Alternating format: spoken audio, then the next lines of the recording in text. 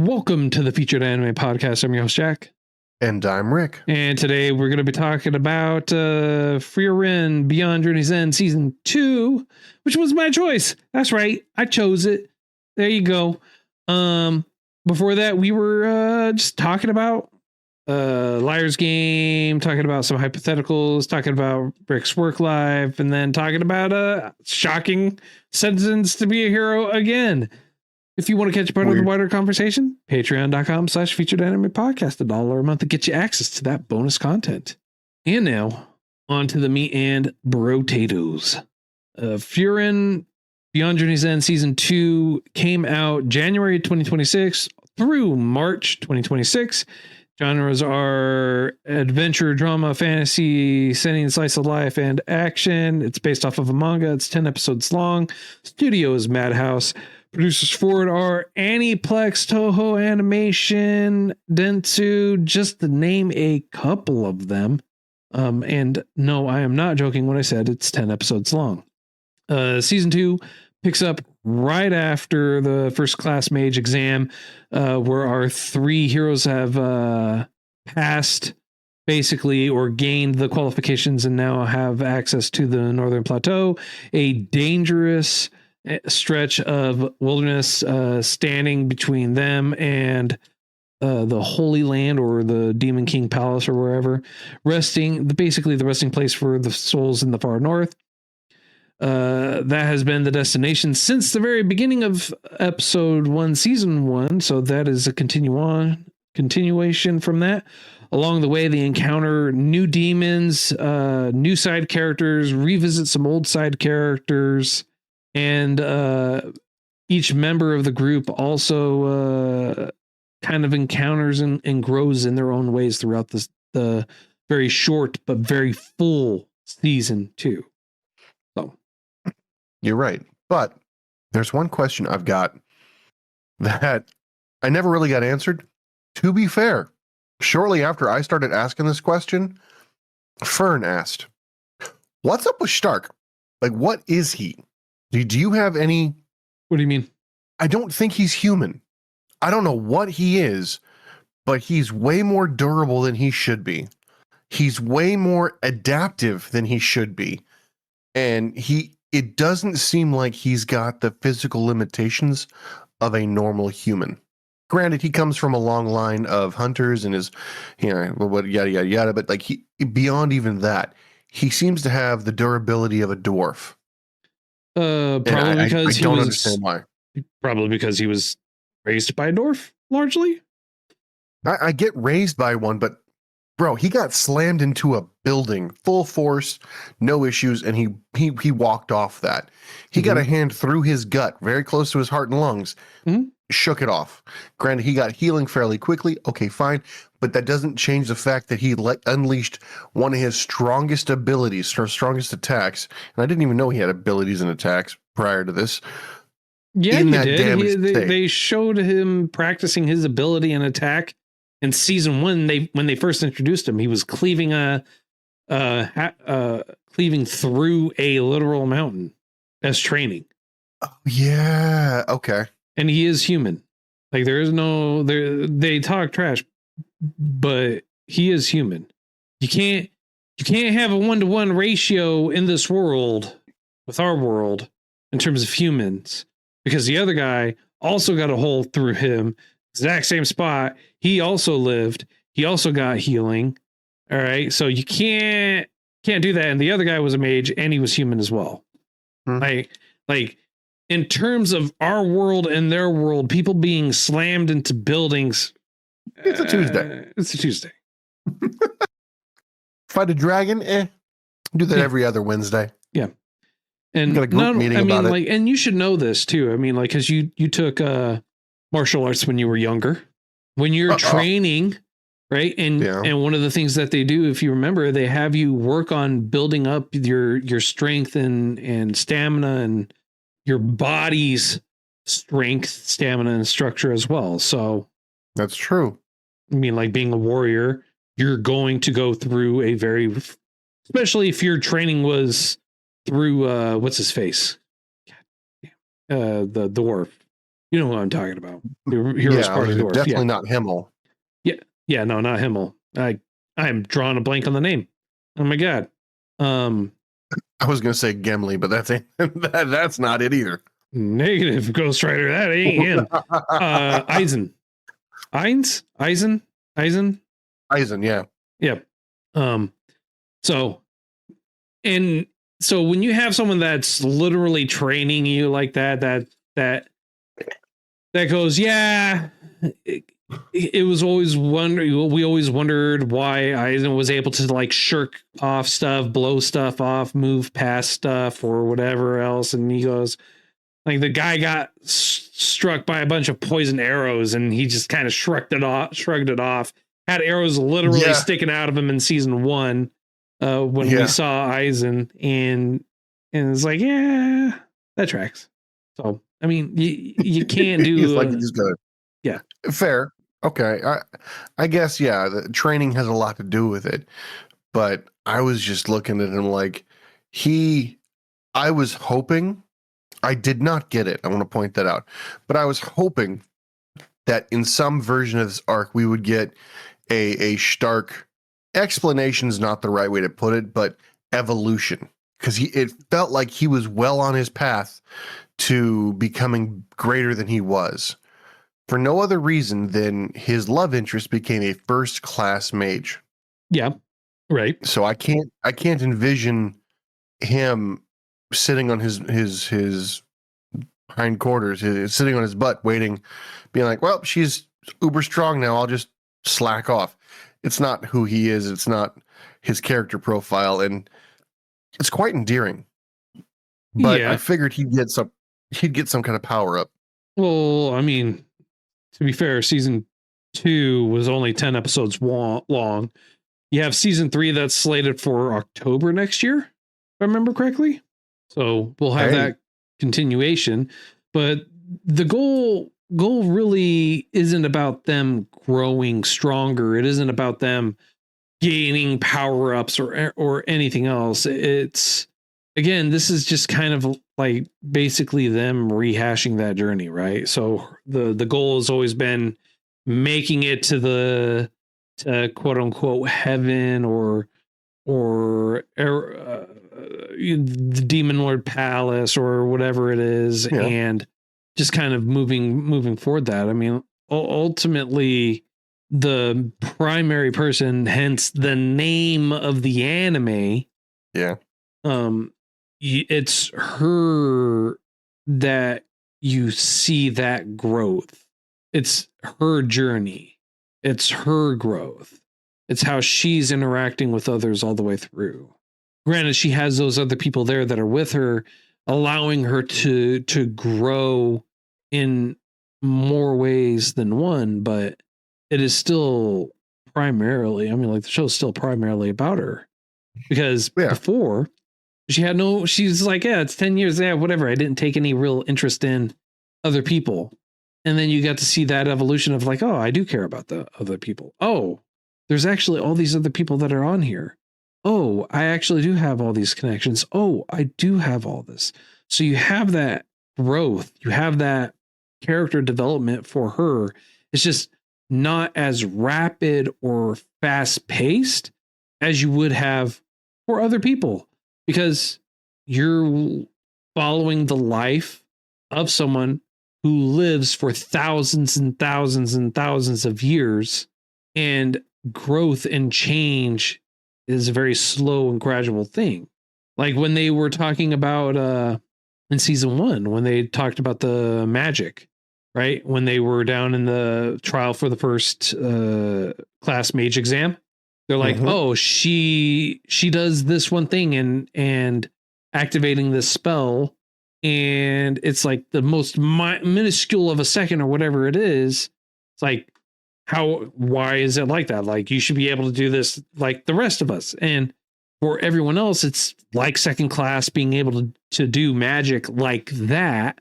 But she makes a very great point. She goes, it's hard for us it's like, well, for you guys, it's been around for a really long time. For us, it's been a very small blip. It's been a very small time frame. Like, we still it's still something for us to try and get used to and understand and have it be reflexive. So I'm having to cast the spell consciously, in the matter of speaking, to have it be that way. It makes sense. And that's what a lot of this anime is. It makes sense. And just like season 1, I didn't really see any fat to trim off. Every episode was important. There were some twists that I did not see coming, but in hindsight, if you instead of microscope it, you macroscope it, or you zoom out,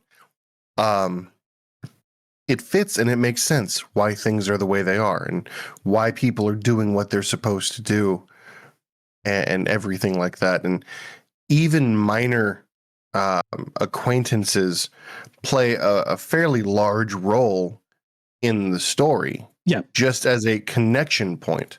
Mm-hmm, mm-hmm. Like, why are you here? What do you do? Oh, you know them? Well, okay. Well, you should go over there and you should talk to them. And then they do talk to them, only to find out more hardship is happening and more trial and error and trial. And then our main characters come in and they don't make everything right immediately, but they do make it better than when they were there. Yeah. Or rather, better than before they were there. And you find out, so like a lot of questions I did not ask were answered. A lot of questions I did not ask were answered, and not in a super annoying way, in a polished manner. Right. For instance, one of the questions that I did not ask that was answered was, I just had it. It's a great question. Honestly, I have that exact same question too. I had it in my head. Oh no. Just so magnificent. Yeah, I'm glad that they answered that question too. 100%, man. That is hurtful. It's a great question. No, I understand. I just wish they answered that question too. No. Oh my goodness. What happened?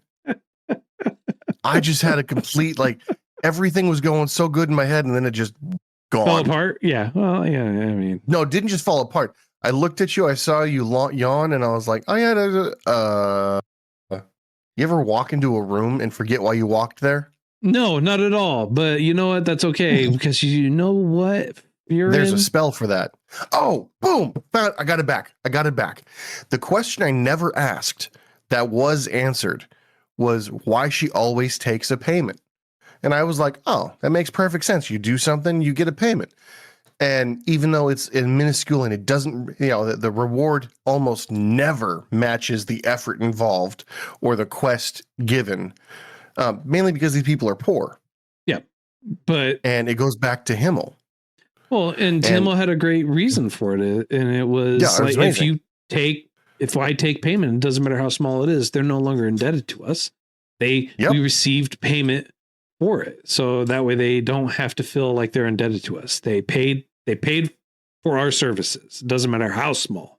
Yeah, and that, again, not a question I asked because I was thinking it's normal, but good Lord, that's such a better reason than a transactional circumstance. Yeah, I don't want them. It's a kindness that has extended beyond the act of service. Right. I'm doing this because you need it done, and I'm accepting a weak form of payment so you do not feel indebted to me, because we are the hero's party. We are not the party that people owe everything to. We're not going to we're not going to be like, oh, everyone who ever owed me a favor, come help me fight this battle. No, they're specifically doing that so that no one feels indebted to them. No one feels like, oh, I've incurred a debt that I need to go eventually repay. Yeah. And it's kind of awesome. Well, you also got to see more of the kind of nonsensical or sentiment side to Frieren as well in this one. And you got to see, when I say sentimental side, is because during the quest, she goes and runs into a town, and one of the things is like, oh, you have to get his memoirs, and she gets the memoirs and immediately picks it up and immediately just starts reading it and starts reminiscing about their very, very short time together. Himmel, right? Yeah. The hero? Yeah. Himmel's memoirs. Okay. Yes. Who else? What was there? I'm not talking about the other hero, which we learned about, which was Magnificent, who also tried recruiting her. That guy. Yeah. Cool. Yeah. Who was crazy powerful in and of himself.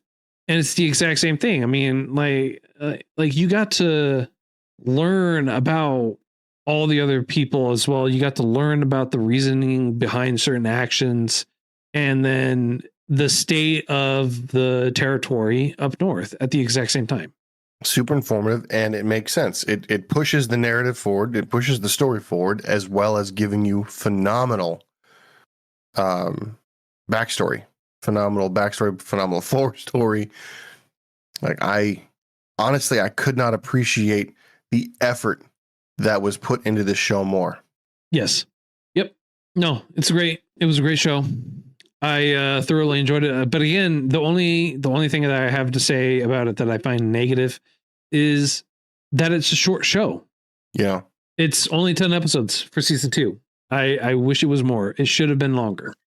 But it leads up to what I'm assuming is going to be another arc that is going to be a very big pivotal point. Oh yeah. And so with season 3, I feel like they wanted to lead it up to that point. And then when season 3 hits, it's probably going to be, I don't know, a nice, good, solid, long arc. At least another 24 episodes, maybe 28. I would hope. Now, one of the things that they kept from season 1 was that the overarching idea that people do things with more purpose out of regret than prevention. Yeah. What I mean by that is there was a dwarf who was building a bridge to bridge this canyon. Now, I'd like to remind our audience that according to Frieren, dwarves typically survive for 300 years. That's their average lifespan. Now, we've met one that was 500 years. Okay, fine. But typically, mid 300s is when they pass away. Dude spent 200 years, 2 centuries, building this bridge. It wasn't a big bridge. It wasn't elaborate, but it was sturdy. And he did that because he needed aid or something along those lines and could not receive it because the shortcut that he created was not there. And he vowed that it wouldn't happen again for lack of his attempt. Because if the bridge was there, then more people could have been saved. And his regret is that he couldn't save more people, or more people were not saved. So that regret built that 200-year bridge. Yeah. Well, and that's the thing. Everyone has a very specific goal or moment in which they're trying to do. They have their main point where they're trying to move forward and get certain things, or when they have a goal to reach. And for dwarfs, they're able to find something that will largely take care of that time frame. But then you also learn about more about elves in this one too, where they just pick up things. They find something, anything to stave off the boredom. And sometimes they just do stuff just to do stuff, and they don't even understand why they did it. And I don't know. Like the thing about the Braxton or whatever it was liquor. It's like, yeah, it's like you see the flashback on it. It's everyone's like, oh, it was given to kings. It's the best liquor ever. It's the most renowned, and blah, blah, blah, blah, blah, and this and that and everything else. And they even had like this giant tablet that spelled it out and written by the elf's name. And Frieren goes, oh yeah, no, I remember her. Oh yeah, no, that makes sense. Yeah, she said she did that. She totally just, it's like, why'd you write that it was the best liquor? It's like, I don't know. Stave off boredom. This is truly the worst liquor ever. This is so nasty. Disgusting. Oh, goodness. Want to let other people suffer too. Yeah, we'll give him a false hope. And like she said, anything to stave off boredom, anything to make life a little bit more bearable.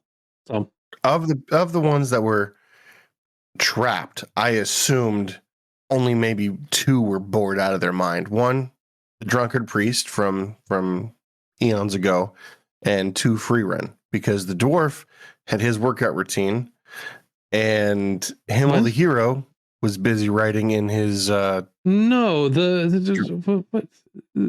priest isn't a elf. So no, we were talking about when they were holed up in the snowstorm, right? No. Oh. No. I said in reference to the liquor and what the elf had said to Frieren when she was reminiscing about the past. She had told Frieren, we do anything to try and stave off the boredom. And sometimes that just doesn't work out because of our really long lifespans. What happens when you finally reach your goal?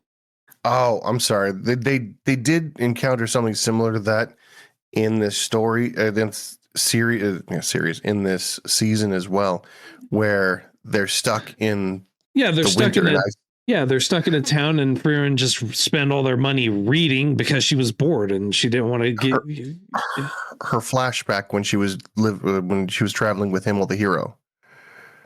I thought that's what you were referring to, because the dwarf was doing a handstand and the other guy, the priest was. The dwarf wasn't doing a handstand.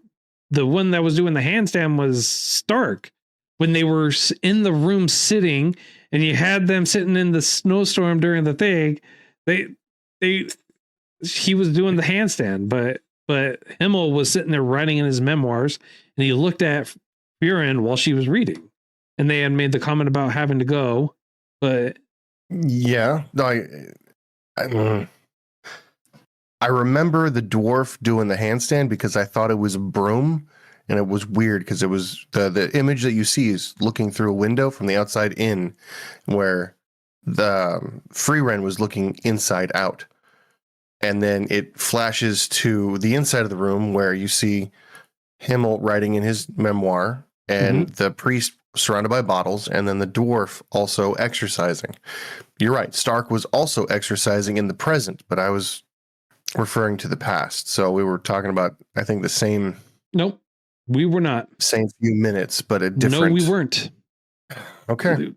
We are. I promise you, I was not talking about that at all when I was talking about the past. I wasn't talking about the memoirs at all when I was talking about the liquor. That at entirety was not in my conversation in what I was talking about. Then what liquor did he wrote about? The one where the priest was being drugged away from the other dwarf, where they were digging in the ground trying to find it, and then they spent 3 months at the town taking down the barrier so that way he could get into the sealed room for the liquor. Did you read the synopsis? Did you just like totally miss an entire the only episode? That I'm aware of we're talking about Himmel's Memories episode 9 when he. No, I am not talking about Himmel's episode 9. Which episode are you talking about? I'm talking about the episode that I remember was when they had to bust out on the island when they were stuck at the. I specifically said there was a stone tablet where they were talking. Frieren remembers talking to another elf about having to stave off boredom, and the elf had made bad liquor. It was an entire episode. What episode was that? I missed that completely. I guess so, dude. Sorry, I don't mean. I didn't even see her see another. It was a remembrance of a past. She walks up to a lake. She turns to the elf, Mildy or Milda or whatever it is, whatever her name is, and goes, "Hey, blah blah blah blah blah." And it's what is it? It's yeah, and that's what she says. She says specifically that that she tried staving off board. She takes a drink of the liquor and she goes, "Man, this is just really bad. Gotta stop watching anime, drinking Slim Fast. You missing all the goodies." Yeah. Apparently, I don't remember her seeing another elf at all in season 2. Well, the elf that she was seeing in season 2 wasn't in the present, it was in the past. Yes, but I don't remember her talking to Episode another elf. 5, logistics in the Northern Plateau. Frieren reunited with Fast the Dwarf, who's been searching for the Bowshaft liquor for over 200 years. I don't remember this episode at all. I'm jumping through it right now. I must have slept through this one. Yeah, that is why when I was talking about it, she specifically says, like, when she reads the name, it's like Mildy or whatever, because it's written in ancient Elvish, and she reads the name at the very end, and it's Mildred, something like that. And then after that, like, they go through the process of trying to, like, Weird. her payment was being able to do tongue twisters, a spell for tongue twisters. That was her payment spell. What? Yeah. Like, she got a grimoire for tongue twisters. I thought she got the grimoire for tongue twisters when she was going to the island for the memoirs, because she was doing it when the Kraken attacked. Yeah, that's when she was able to use it. Episode 5 is when she got it. Yeah, I must have fallen asleep because I didn't watch that episode. 8 minutes. Go to the 8-minute mark. She walks up to the elf, to Millie. You never do anything. You just gaze off into space. She goes, many of our fellow elves spend their long lives searching for something, right? Yeah. Why do you think that is? Why? Well, so that they don't end up like me. And she's just like sitting there dazing off. He's like, could you imagine if you spent your life searching for something and turning out worthless garbage? And then she's talking about the booze. The booze is just nasty. Like, they basically do stuff to stave off the boredom. Yeah, this I apologize. I did not watch this episode. I watched everything else except for this one. Yeah. That is why I was talking about it. So when I said, no, we are not talking about the same thing. Why? No, we definitely not. Yeah, literally, we were not talking about the same thing. I was talking about episode 5. You're on episode 9. I'm like, bro, what the? I ain't talking about that. That has nothing to do with this.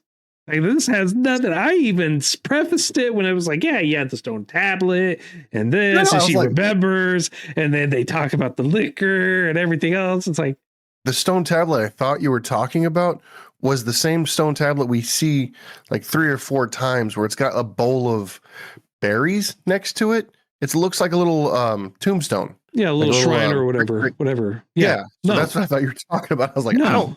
Sure. Maybe I missed that. I missed a lot more, apparently. Yes. I missed episode 5. Demon Slaying Quest I saw. Everything else I saw. So I must have fallen asleep around the end of episode 4, slept through episode 5, woke up in the middle of episode 6, and then restarted episodes. Yeah. Ooh. Yes. Ouch. Yes. Yeah. Okay. So I'm gonna have to trust you on this one, because I didn't. What's weird is why. He was trying to find it, and the dwarf was also sad that the priest had died before he found the liquor. And Frieren remembers telling the priest, is like, what would you do if the liquor was really bad? He goes, I would just laugh it off, because I spent time with my friends and we're all suffering a misery together, basically. That's pretty much what happened in episode 9. Okay. At least in the flashback that I'm referring to. Yeah, everything you say lines up damn near perfect. So they're reusing. How do you get out of this now? They're reusing no stories, plots. No, because I don't remember that happening later on in the series, where he goes, oh, if you drink bad liquor, it's tastes fun, blah blah blah. Like, they didn't. No, episode 9, around the 11-minute mark, maybe. Yeah. 11-minute 30-second mark. They're talking about what they all do to stave off boredom. Yeah. And the priest is surrounded by bottles, who he's drunk off his butt. Well, we already knew that that's like, what he was doing. Yeah. Well, yeah. but like they were doing that because they were bored and had nothing to do and they couldn't go anywhere. So that's what I thought you were talking about. And I was like, nope. I was talking about elves. Like a lot of elves have, like, they go off. They try and find something to do, so that way they're just not there staring off into the abyss. having more elves would be a good idea. Right. Just saying, repopulate what you got. Yeah, CJ says you got to stop drinking that a little saucy sauce there, sir, while you're watching anime, Mr. Bear Man. Just you know what's really sad? I don't do that a lot, but have you ever had? No, you wouldn't have, because I think it was a specialty stuff. I recently had a Harry Potter tincture that you're supposed to cook with, and I didn't know it was cooking. I thought it was syrup, and I put it on my pancakes, and it is toxic. It tastes, and I'm not exaggerating when I say cooking shear typically has a higher salt content in it too. Well, maybe. I don't know about the salt. It just tasted like battery acid. No, I'm letting you know, like, typically you don't, if you're using that, you don't need to use salt. Oh, no, I was putting it on my pancakes. No, I'm saying when you cook with it, you typically don't need to add salt to your recipe because it has it in there. Because you said, cooking shear, I thought it was going to be something for my pancakes, so I poured it on my pancakes, not realizing it was a cooking specifically. Yeah. No, I guess that makes sense what you're saying. It's just when I think of pancakes, I'm on page 15. You're on chapter 25, and we're just you're like, oh no, bro. I'm totally just like, no. Come back. Like, come back. I'm like, why would you put salt on your pancakes? But yeah. Well, that's why I started off with like cooking shear, cooking. Okay. Tincture, yeah. You don't typically need to add salt. All right. Anyways, I feel like honestly we can go so far. Yeah, we could go off into the weeds. There's a lot that 10 episodes. There's a lot that happens, but it's a very short and quick stint. This one I would also say is very action heavy compared to season 1. 100,000% more action in the short 10 episodes we had than in the longer 28. If I had to put it down, I'd say that there's probably 6 out of the 10 episodes there's a fight scene of some kind, approximately. Whereas in the 28 episode season 1, there might be 5 total episode like fight scenes, right? Maybe 6. So although if I'm being honest, I prefer what happened in season 1 because it was just, the writing was still good. The writing was still spot on. I just feel like the storytelling was far better in season 1. Here, this one they laid more groundwork is what they did in this one. Yeah, there's a lot more prep going on here, setting everything up, which is honestly making me kind of excited for season 3. Yeah. They for sure definitely have a lot of work for season 3 to do. I'll tell you this right now. I am excited for it, but we'll see how that all works out. The story being, again, with it only being 10 episodes long, it's hard to get a really solid story in there, especially if your focus is primarily getting everything ready for the next season or for the next story arc. And that's largely what they did. They did a really good job with that too. Like I want to say episode 1, maybe episode 2, start a storyline that they just completely abandon until the last episode. And I'm not talking like last episode 20 minutes. I'm talking last episode, last 3 minutes. And I was like, whoa, this is going to be great. To the point where I was kind of lost who the characters were. I was like, I recognize them, but I'm not quite sure why I recognize them. And then when it clicked, I was like, oh, this is going to be good. This is going to be really good. So I hope they maintain the quality that they've got, because good Lord, this is primed and ready to be an amazing series. Yeah, for sure. For sure. All right, sir. I don't have too much more I could talk about. I mean, not without going into like really crazy minute detail like we just did about the differences between where I was and where you were. So Yeah. On a scale of up to 10, how would you rate this? I'm teetering between a 9 and a 10. And the reason why I'm doing that is because it was gonna be a solid 10 until you started talking about a particular episode, and I completely thought it was a different episode. So the fact that they're confusing enough in my mind to be repeatable makes me almost not want to put it at a 10, but good Lord, everything was awesome. Right. I mean, I don't know if there was a way you can improve it. Right. I mean, like you could improve it by, I don't know, watching the actual episode. Just saying.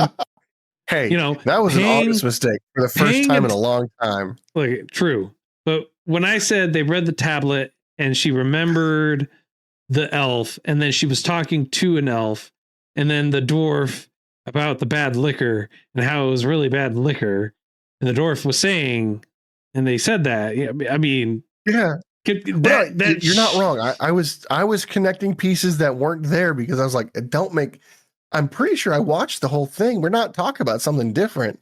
So it was my own mind making the connections that were not there. But so to be fair, my mistake is not their mistake. So that just, it's a 10. Okay. It's a solid 10. I loved every second of it. I loved the fact that the fight scenes were as energetic as they were. I liked that the demons were just as diabolical as they always were.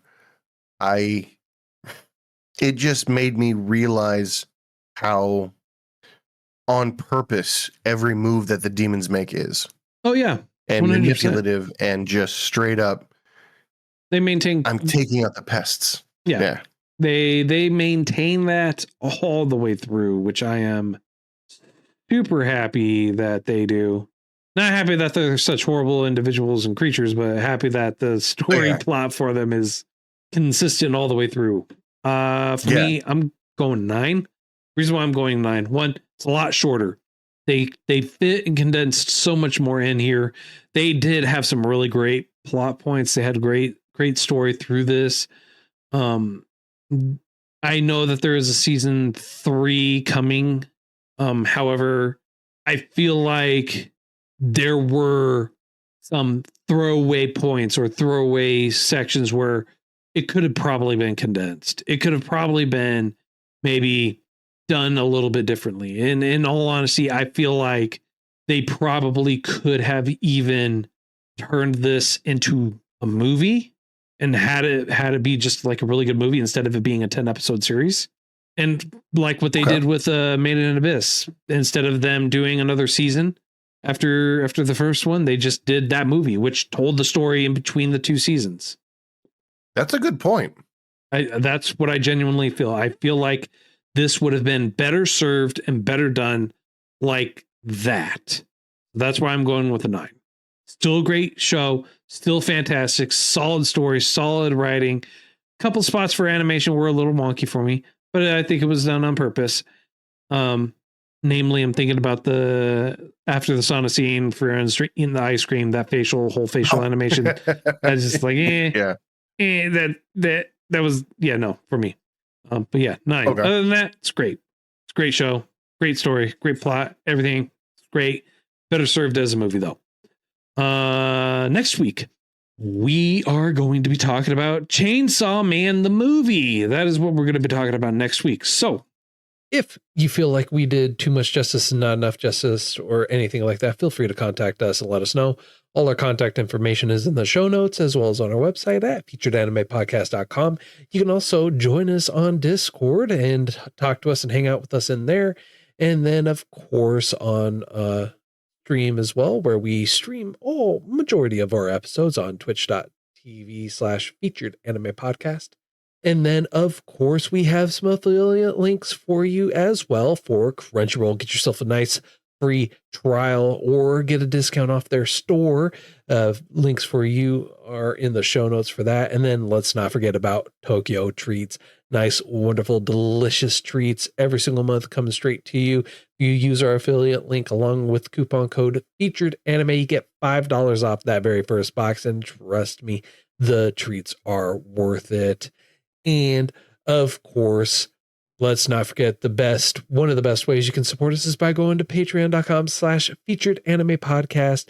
If you go there, $1 a month gets you access to bonus content that we usually post with every episode. And of course, don't forget about some swanky swag, shop.featuredanimepodcast.com. And until next time, I'm Jack. I'm Rick. And we'll see you next time.